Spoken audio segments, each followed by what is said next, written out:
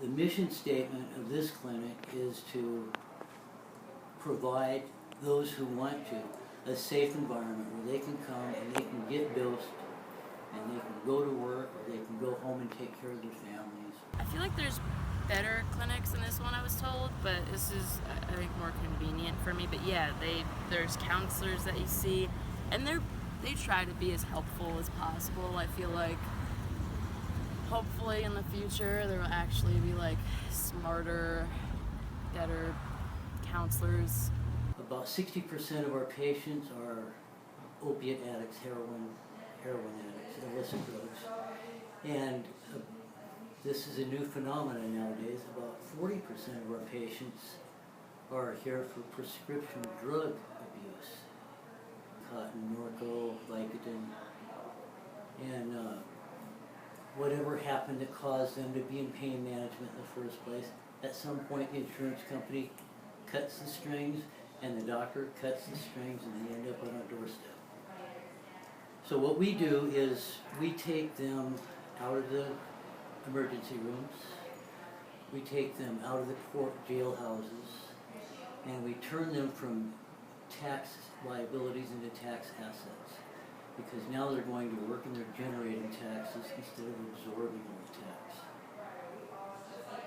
tax. Granted, a lot of our patients are homeless and they're Medi-Cal and they're still dirty.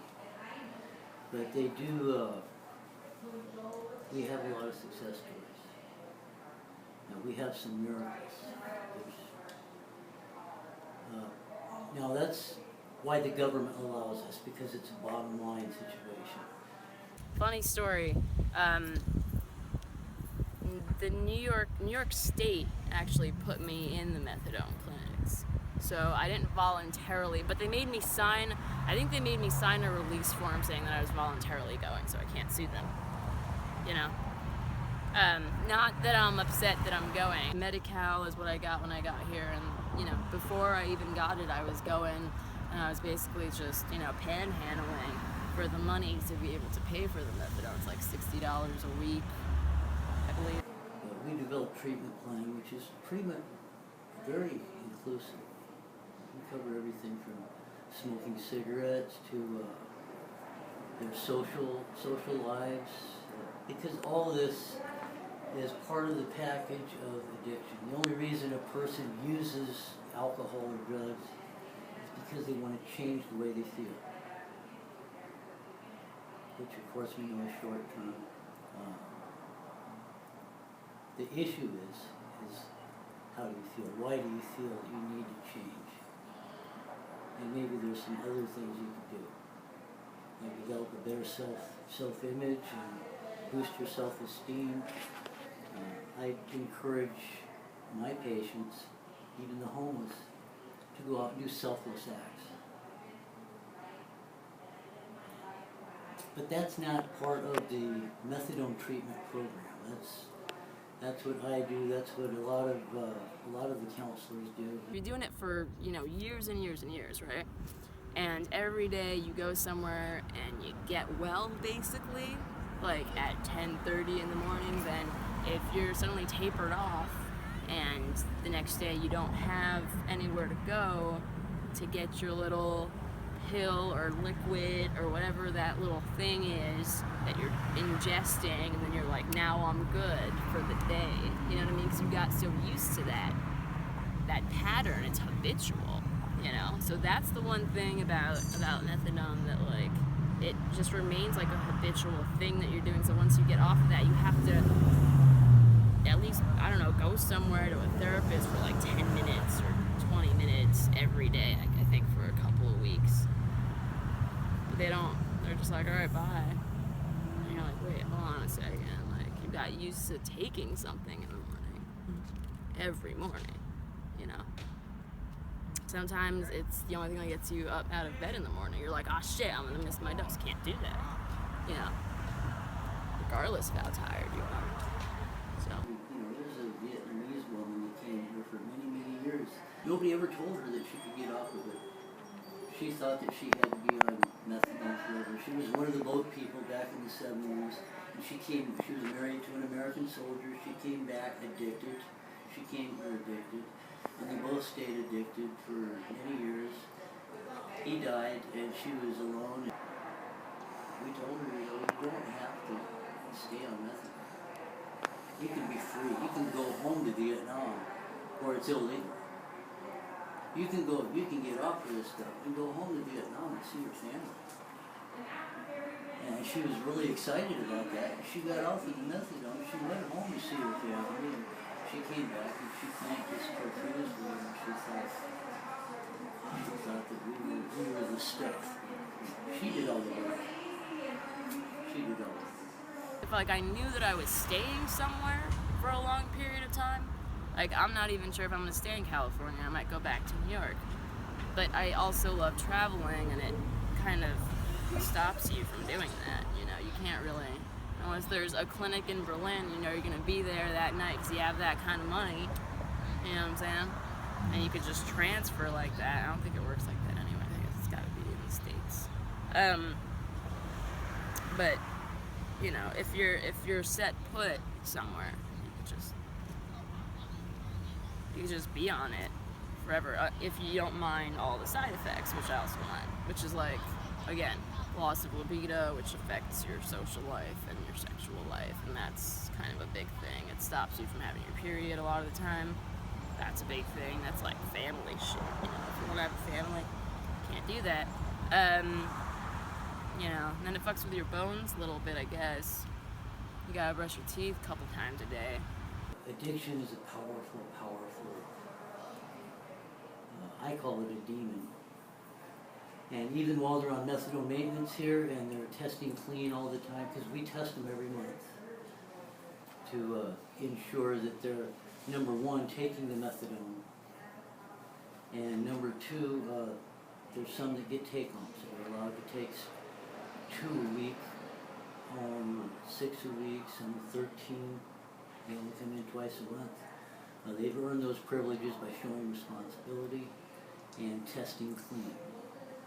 Like, I feel like I could be just sitting there on the street panhandling and like fucking around with an addiction, or you know, and then go in and it'll just be like a roller coaster for the rest of my life. After you get off of methadone, you gotta be going to groups and going to therapy and like making sure you're still, you know what I mean? Because that's the worst part of it. It's not when you're on the methadone, it's when you're off the methadone.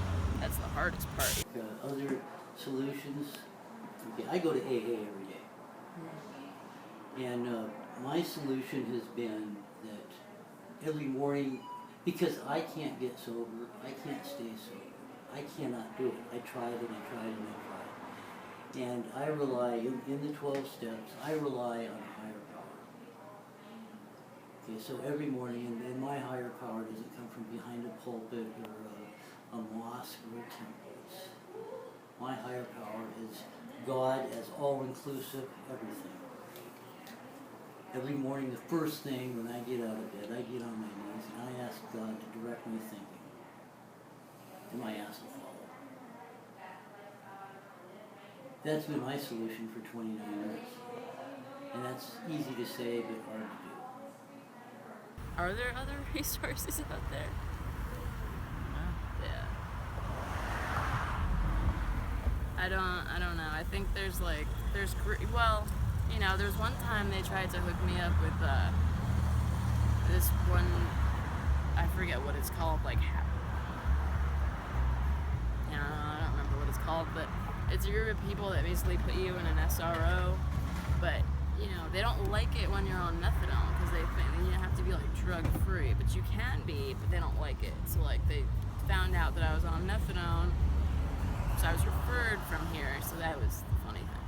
Yeah, that's about the only, that and, like, just straight up, like, Alcoholics Anonymous.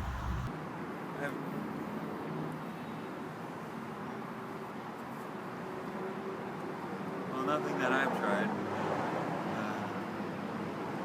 I've never been to a rehab or anything, so no. My counselor said that I should see a therapist, so I feel like I was trying to use him as a therapist, and he was all like, nah, I gotta get paid way more for that shit. Heroin course, affects the immediate family. It affects the community at large. All the resources that have to get diverted into the emergency rooms and the courthouses, the jailhouses, the truancy from the children because they're not being monitored, all that.